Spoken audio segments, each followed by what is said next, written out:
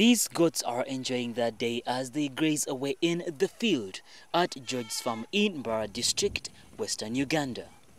They are part of a large quantity of goats that George has on his farm that is now commercial with huge returns. Usually, the goats spend the entire day in the field grazing because of the expansive field that stretches acres and is blessed with lots of pasture for the goats to eat. But how did George get started? I realized I have a lot of land and someone suggested that I should rear goats, and that's when I got down to it and decided to do it. And besides, my father had goats and I just took over. George, who started small, has been blessed by the evergreen pastures on his farm that allows his goats to be healthy. He uses the paddock system, which has enabled him to graze in one area at a time and leave the other paddocks to regrow, which has enabled him to have a constant supply of pasture.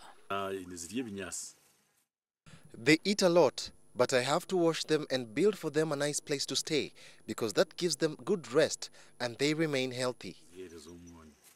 The kraals are cleaned and washed every day to ensure that there are less diseases that attack the goats which might affect their quality.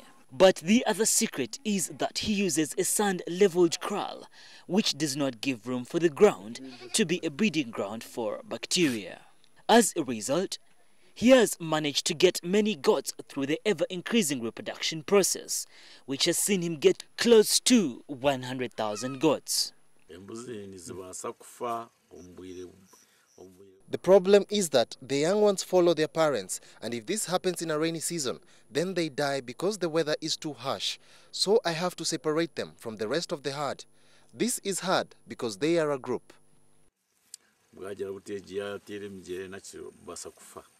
He has also managed to add a few goats to his kraal through the exchange program where he trades 6 goats for 1 he-goat. He rears mainly the Boer goats from South Africa, which are resistant to many diseases, although he deworms and sprays them every 3 months, just to be on the safe side, which has made him get a lot of money from the animals in return.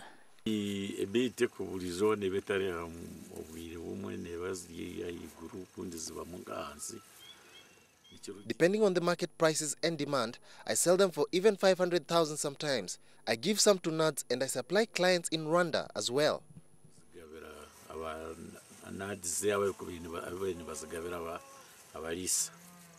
Boer goat meat is very popular and is commonly demanded in local restaurants and hotels, and the head sells like hotcakes in eateries.